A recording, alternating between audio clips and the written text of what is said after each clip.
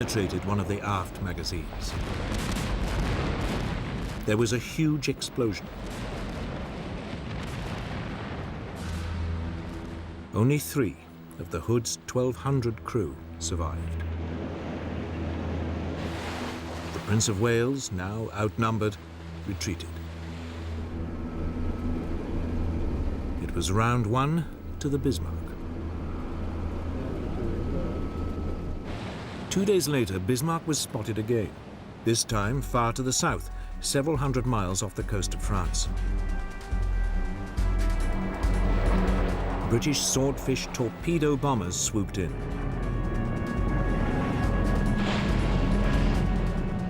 One hit and jammed the Bismarck's rudder.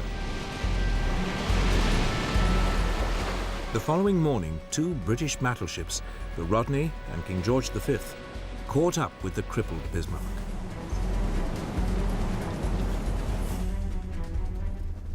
They started pouring heavy caliber shells onto the hapless German ship. She was soon reduced to a blazing wreck. Bismarck was finally sunk by a torpedo. All but 110 of her 2,300 crew perished. The Bismarck had been sunk before she'd had a chance to prove her worth.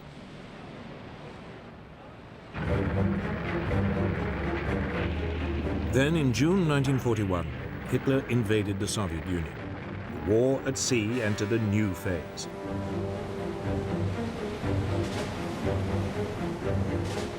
Britain began sending supply convoys to the Russian Arctic ports of Murmansk and Archangel. Immediately, the German Navy prepared to cut them off.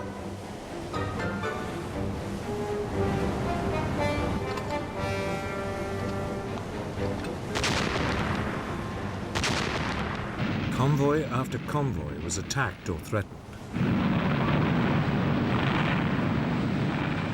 By summer 1943, it had become so dangerous, further convoys to Russia were suspended until the autumn, when it was hoped bad weather and poor visibility would offer some protection.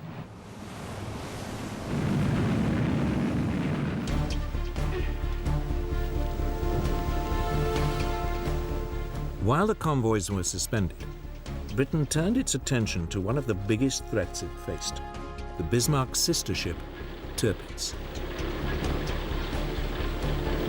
She'd spent months hiding in the Norwegian fjords, waiting for the moment to pounce. All the while, the British Navy had been keeping her under close watch, determined to eliminate Germany's last battleship.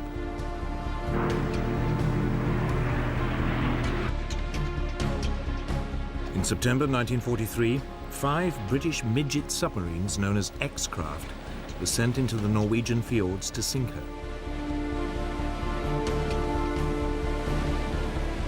The attack caused only minor damage. And by the following spring, the Tirpitz was once again ready to menace the Arctic convoys.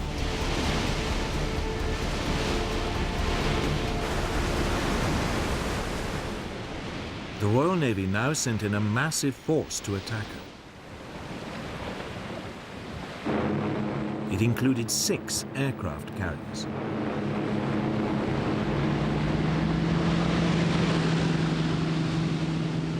They took the Germans completely by surprise.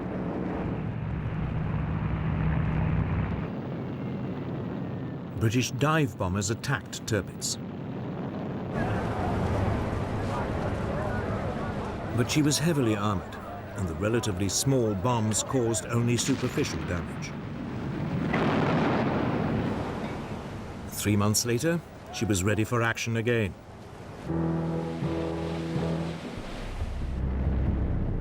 She was soon spotted in another Norwegian fjord. Lancaster bombers carrying massive 5-ton tallboy bombs were sent in to sink her once and for all. Tirpitz put up a smokescreen, which partially obscured her. Nevertheless, several bombs struck her bow, causing severe damage.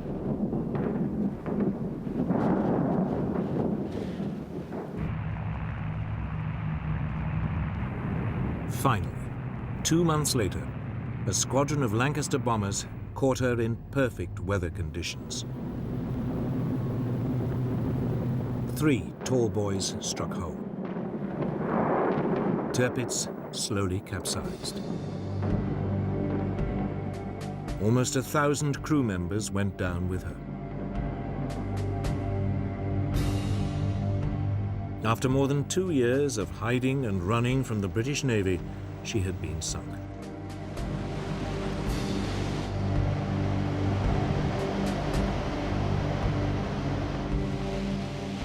Germany's battleships had promised much, but against the overwhelming might of the British Navy, they'd never had a chance to prove their worth.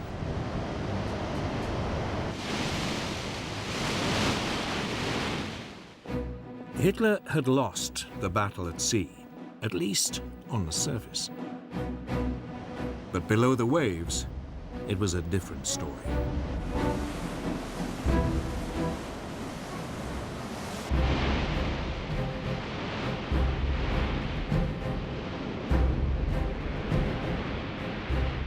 Germany's military planners had long expected that the country's U-boat fleet would play a key role in cutting Britain's supply lines.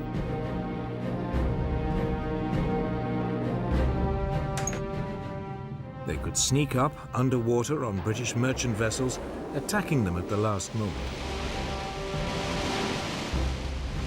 The submarines were also extremely agile on the surface.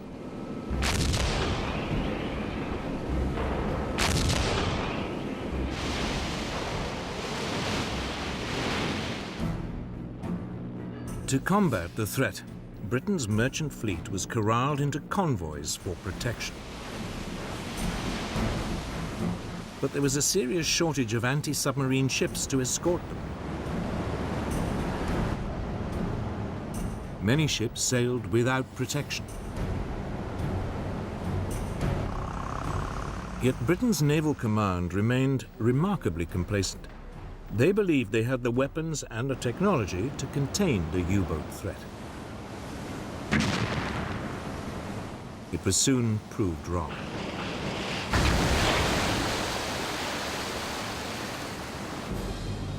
In the early months of the war, Britain's supply lines were harassed and disrupted. Often the U-boats would attack on the surface, picking off merchant ships with their deck guns.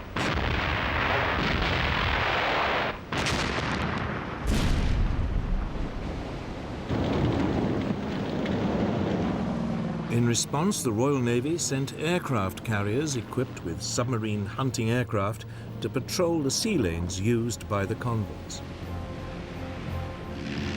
But they had only limited effect.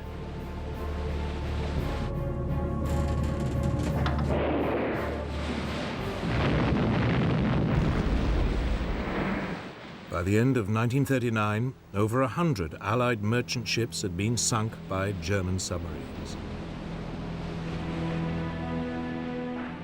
If losses continued at this rate, Britain would face disaster. Oil, food, and weapons would all begin to run short.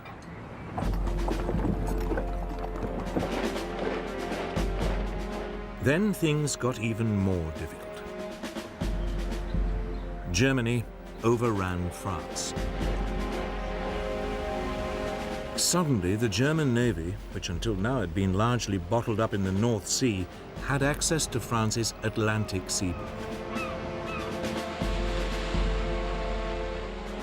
They now had a base to attack Britain's Atlantic convoys.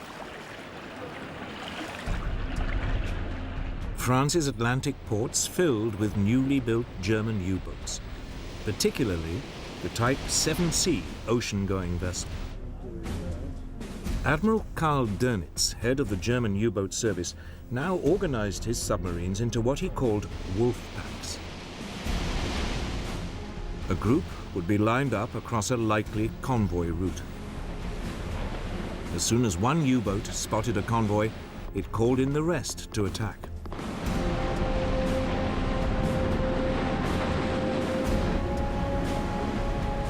Sometimes the U-boats were also guided by long-range patrol aircraft.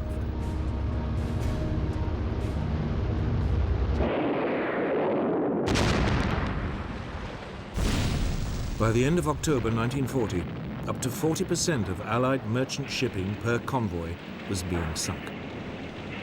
Britain's supplies were under threat.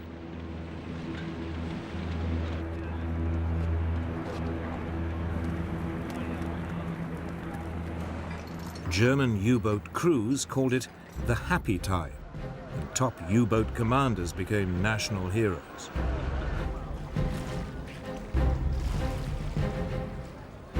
Britain was paying dearly for its lack of preparation.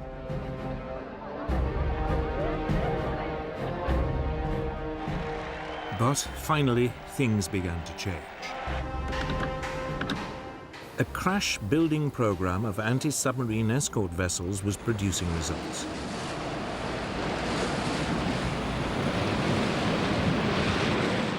The first corvettes, as they were known, were coming off the slipways.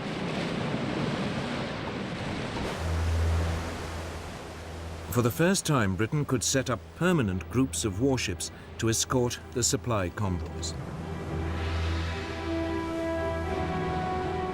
But their effectiveness was limited by the fact that their top speed was 15 knots, 2 knots slower than the surface speed of a U-boat.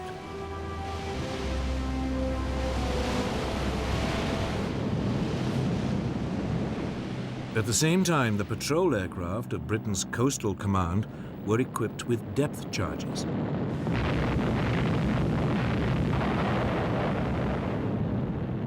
They lacked the range to cover the mid-Atlantic, but U-boats on the surface near their bases could be harried and forced to submerge.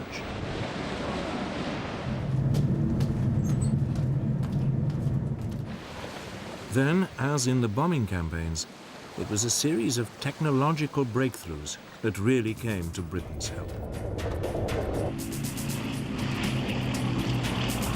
In early 1940, a new type of radar, known as centimetric radar, was developed. It was smaller than existing systems, and for the first time could be fitted to escort ships and aircraft.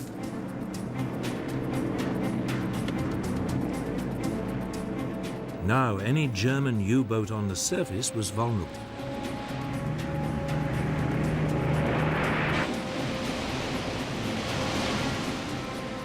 Some months later, there was a second technological breakthrough. Huff Duff was a radio detector. Anytime a German U-boat surfaced to communicate, Huff Duff could pick up the radio signal and pinpoint its exact position.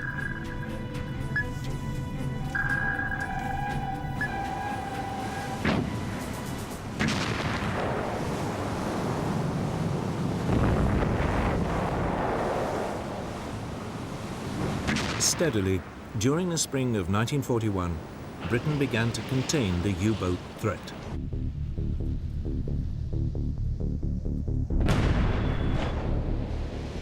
Merchant shipping losses fell by more than half.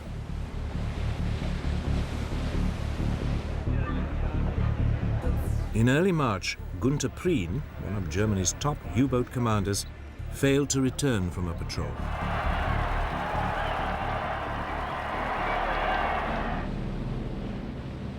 Shortly afterwards, 2 more top German U-boat commanders lost their lives in quick succession.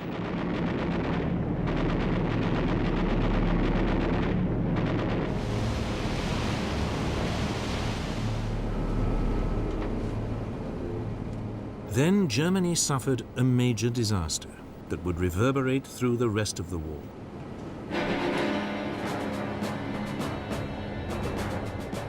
In May 1941, the British destroyer Bulldog forced U-110 to the surface and captured the submarine. On board was an Enigma machine, used for encoding German signals. More importantly, Bulldog also captured the naval code books that went with the machine. It would provide vital assistance to Britain's codebreakers. Soon, unbeknown to the Germans, Britain was getting a real insight into German naval communications.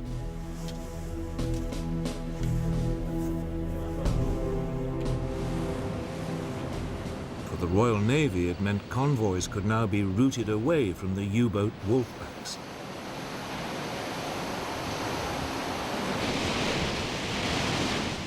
Germany's submarines had to work harder and search further to find and sink their prey.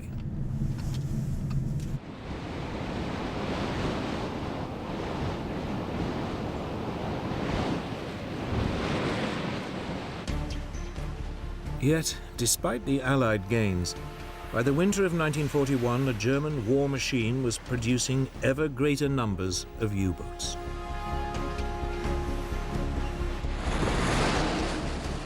The long-term outlook for Britain's supply routes still looked ominous.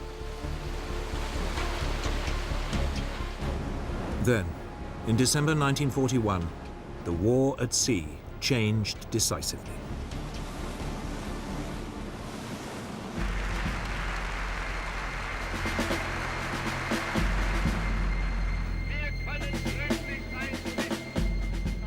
In December 1941, Hitler declared war on the United States.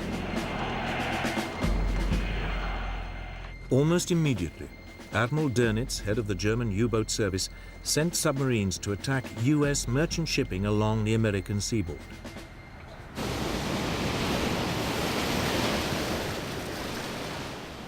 At first, only a few of his submarines, the new Type 9, were capable of making the long voyage from Europe. They found easy pickings. The US Navy's Commander-in-Chief, Admiral Ernest King, had resisted British advice to corral his merchant ships into convoys.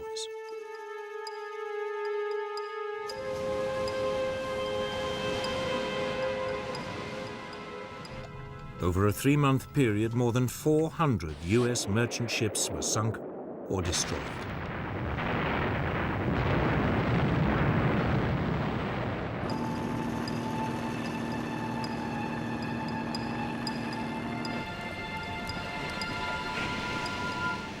America was learning the tough lesson Britain had already learnt. Something had to be done.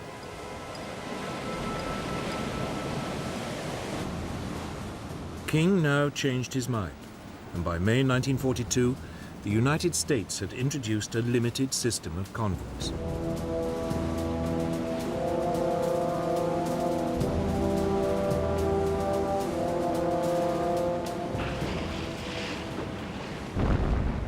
By July, the US losses were falling. It forced the Germans to adopt a new tactic. They would concentrate their U-boats in one particular part of the North Atlantic, the Black Gap, the area in mid-ocean too far from land for anti-submarine aircraft to reach.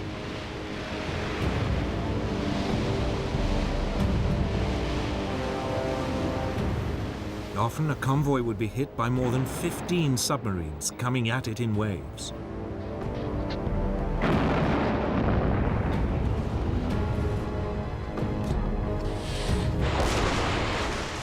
During October 1942, 56 Allied ships were sunk in the Black Gap.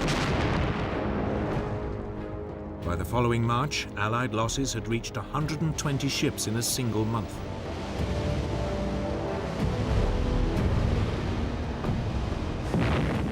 During the same month, the Germans lost only 12 U-boats.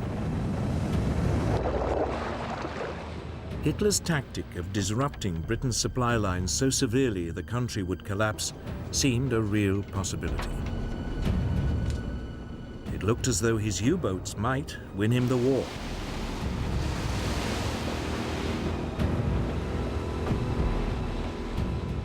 But now the Allies began to up their game.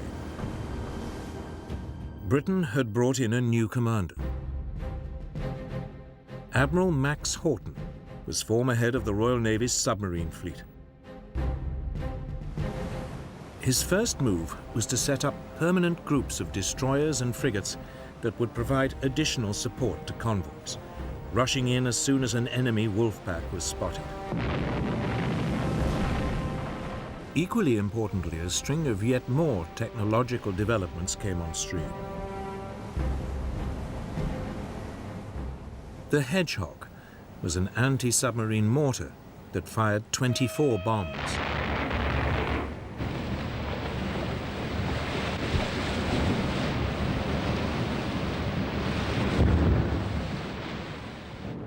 Allied aircraft were fitted with a new high-powered searchlight, the Lee Light. As an aircraft swooped in, it could be turned on at the last moment, catching a submarine by surprise on the surface.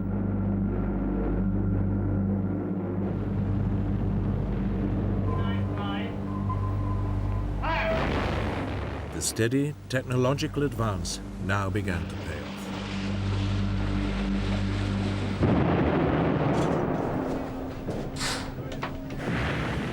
The German U-boat losses increased. The German commander, Admiral Dönitz, struggled to regain the initiative. In April, he ordered an all-out U-boat attack on convoy ONS-5, a convoy of 43 merchant ships traveling from Liverpool to Canada. It was designed to be a demonstration of German naval force. 40 U-boats descended on the convoy.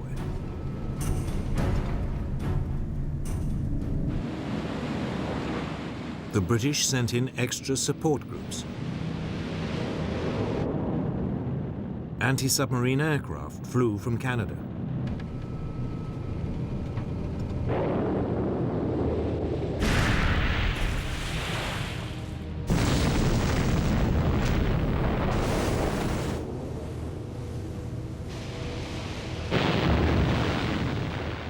It would take 4 days for the Allies to beat off the German attack. 11 merchant ships were sunk, but the Germans had lost 7 U-boats.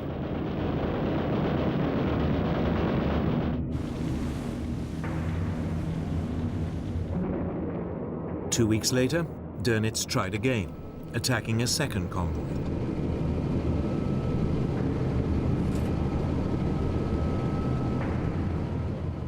It was a disaster. 5 U-boats were sunk without a single merchant ship being lost.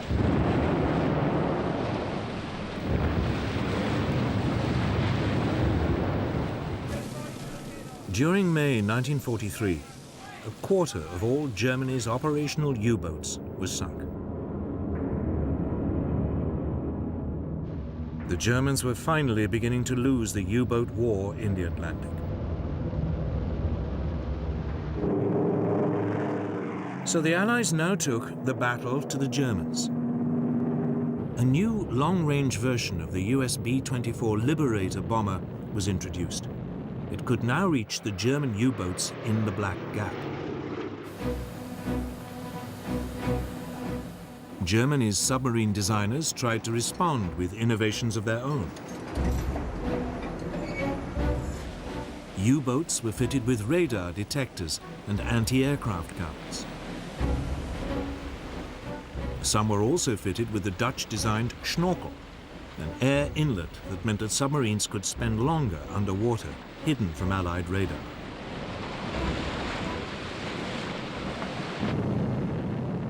But it was too little, too late. The Allies still found them.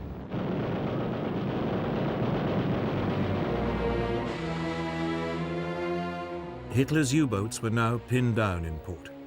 It was too dangerous for them to roam the ocean freely.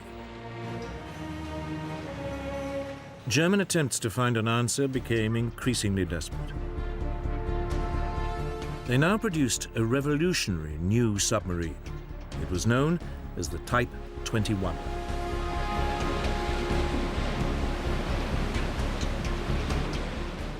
It was electric-powered and capable of 17 knots while submerged, over twice the speed of a traditional submarine and fast enough to outrun most surface vessels. But again, it was too late. Only one ever became operational, and it never made contact with the enemy. By the end of 1943, the Allies dominated the Atlantic. It was a turning point in the war. Hitler's U-boat campaign had taken a terrible toll on both sides. The Germans lost nearly 800 submarines. 75% of the U-boat crews perished. On the Allied side, some 32,000 sailors died.